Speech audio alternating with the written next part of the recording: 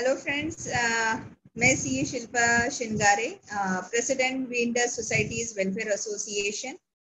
मेरा स्पेशलाइजेशन जो है वो कोऑपरेटिव्स और रेरा है। कोऑपरेटिव्स में हम लोग सारे matters, society formation, handover, take over, आपका लिटिगेशन है, आपके ओवर ड्यूज है या रिकवरी मैटर्स हैं, आपका कन्वेंस मैटर्स हैं, आपका रीडेवलपमेंट कंसल्टेंसी है, audit, taxation, income tax, GST, आपको अगर कोई रिटर्न ओपिनियन, तो ये सारा हम लोग करते हैं। ये मेरा स्पेशलाइज एरिया है।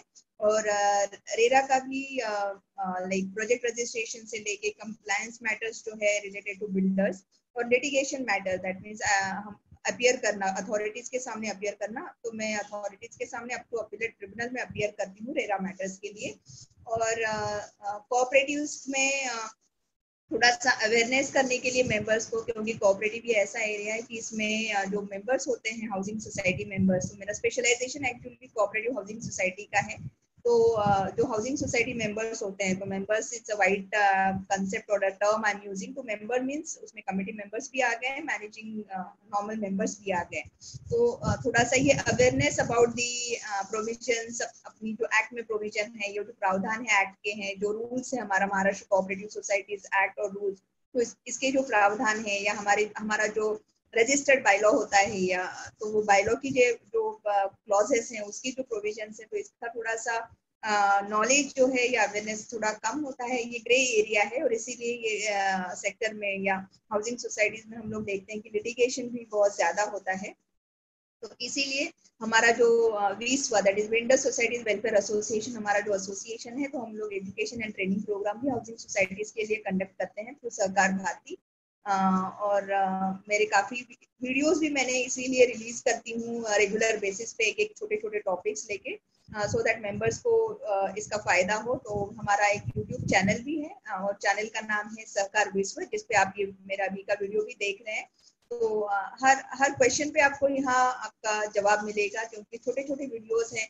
जैसे इलेक्शन पे है, आपका ट्रांसफर ट्रांसमिशन पे है, ऑडिट पे है, अकाउंट्स पे है, एजीएम रिलेटेड है, आपका एचयूएफ रिलेटेड है, कन्वेंस रिलेटेड है, रीडेवलपमेंट रिलेटेड है, इनकम टैक्स रिलेटेड हो, जीएसटी रिलेटेड हो, रिकवरी रिलेटेड है, एडमिनिस्ट्रेटर रिलेटेड है। तो एनी आई मीन ऑर्डिनेंस है, अगर अमेंडमेंट आया है, कायदा जो अमेंड हुआ है हमारा MCS act, so I was part of that housing chapter committee also.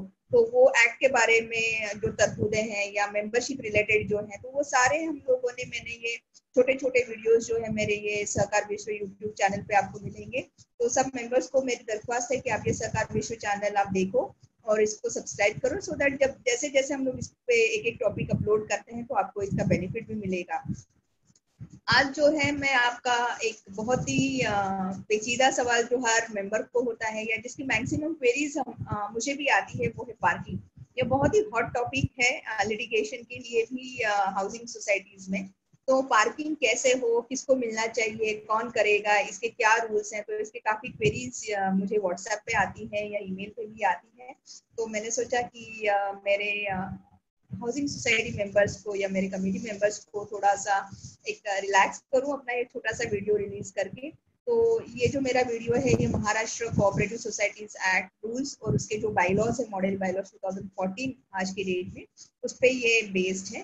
तो अगर आप बायलॉ 78 देखोगे, तो पार्किंग 78 टू 83 एक्चुअली पार्किंग के बारे में काफी बताया गया है। तो पार्किंग ये एक ऐसा एरिया है, इसमें डिपार्टमेंट ने या रजिस्ट्रार ने या ये बायलॉ में एकदम ज्यादा क्लैरिटी एज सच नहीं है कि रूल्स कैसे हो या इसकी क्या गाइडलाइंस है, पार्किंग कैसे देना चाहिए। तो ये हर सोसाइटी को अपने हिसाब से इसकी पार्किंग पॉलिसी फ्रेम करनी है।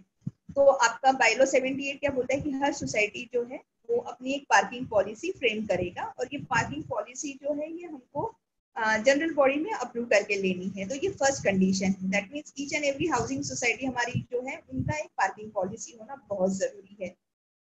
अभी पार्किंग किसको मिलना चाहिए, क्योंकि ये भी क्वेरी आता है कि हमारा एक मेंबर है, इसके पास गाड़ी नहीं है, बट फिर भी उसको पार्किंग सोसाइटी ने अलॉट किया है। तो आपका बायलॉ अगर आप देखोगे, बायलॉ 80 स्पेसिफिकली सेज अगर किसी मेंबर के पास, जिसके पास व्हीकल है, उसको भी पार्किंग अलॉट होगा। तो ये प्री कंडीशन है कि जो मेंबर पार्किंग के लिए एप्लीकेशन कर रहा है, तो उसके पास व्हीकल होना बहुत जरूरी है। फिर अभी क्वेश्चन ये है कि अगर मेरी सोसाइटी है जिसमें हमारे पास मेंबर, लेट से मेंबर 100 मेंबर है और हमारे पास सिर्फ 80 पार्किंग्स हैं या 75 पार्किंग्स है, तो इसमें सोसाइटी कैसे कर सकती है? तो इसमें मैनेजिंग कमेटी को क्या करना है, जैसे मैंने बताया कि हमारा एक पार्किंग पॉलिसी होगा। तो ये पार्किंग पॉलिसी में ये सारे आपके जो इश्यूज हैं या आपके जो क्वेश्चंस हैं मेंबर्स के कि ये कैसे होगा, क्या होगा, इसकी चार्जेस कैसी होगी, किसको मिलेगा, कैसे रोटेशन होगा, या ये जो सारा है ये सारा पॉलिसी में वैसे ही आपके आ जाएगा। लेकिन और ये क्या है, ये सब मेंबर्स को साथ में लेके मैनेजिंग कमेटी को ये पार्किंग पॉलिसी फॉर्म करना है या फ्रेम करना है। और इसीलिए इसमें बायलॉज में बोला है कि ये जनरल बॉडी में अप्रूव करके लेना है। तो ऐसे नहीं कि मैनेजिंग कमेटी ने पार्किंग पॉलिसी बना दिया और आप लोगों को वो थोप दिया कि ये हम लोग बोल रहे हैं ना तो इसी तरह होगा, ऐसे नहीं है। क्योंकि ये कॉपरेशन है सारे मेंबर्स का, ये सोसाइटी है, तो ये एंड सेक्शन 72 में general body is the final authority, तो दैट मीन्स ये जनरल बॉडी को अप्रूव करना है। तो अगर मेरे पास सपोज कम पार्किंग स्लॉट्स हैं या ओपन पार्किंग मेरा कम है और मेरे मेंबर्स ज्यादा हैं, तो मेंबर्स को पहले क्या करना है, सबको एप्लीकेशन करना है। तो आप ओरली आपकी कमिटी मेंबर्स को या सोसाइटी में जाके आप कंप्लेन नहीं करो कि आपने मुझे पार्किंग क्यों नहीं दिया, मैंने आपको 10 बार बताया, मैं आपको फोन भी कर रहा हूँ, आप क्यों नहीं उठा रहे हो, ऐसे नहीं है। आपको एप्लीकेशन करना है आपके सोसाइटी में, आप उसका एक्नॉलेजमेंट लीजिए कि हमको मेरा ऐसा ऐसा व्हीकल है और मुझे ये पार्किंग चाहिए। तो जैसे जैसे अवेलेबल होते जाएगा पार्किंग, तो मैनेजिंग कमेटी उसको कमेटी मीटिंग्स में लेके आपको वो पार्किंग अलॉट कर देगी। तो एप्लीकेशन करना भी आपको उतना ही जरूरी है और आपके पास व्हीकल होना भी जरूरी है।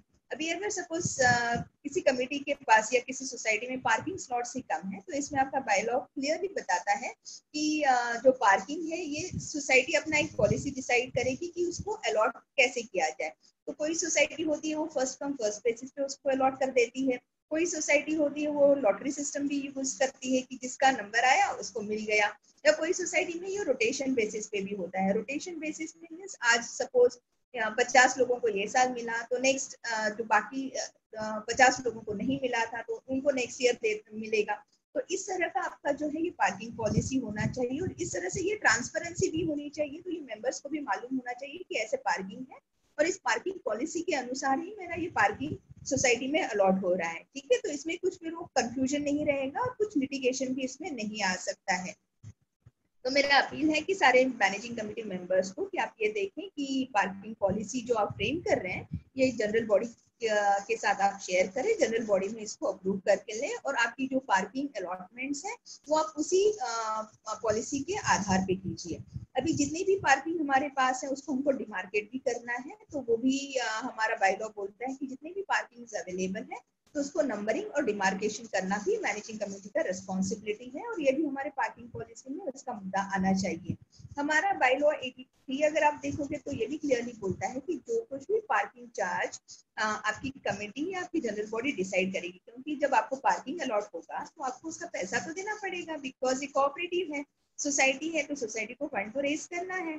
तो अगर आप आपका व्हीकल वहां पार्क कर रहे हैं तो आपको उसका पेमेंट भी करना पड़ेगा। और ये पेमेंट कैसे होगा, ऐसे नहीं है कि फ्लैट 101 है उससे कुछ 200 रुपया लिया जा रहा है, टू व्हीलर का फ्लैट नंबर 501 है उससे 400 रुपया लिया जा रहा है, तो ये डिस्क्रिमिनेशन नहीं हो सकता है।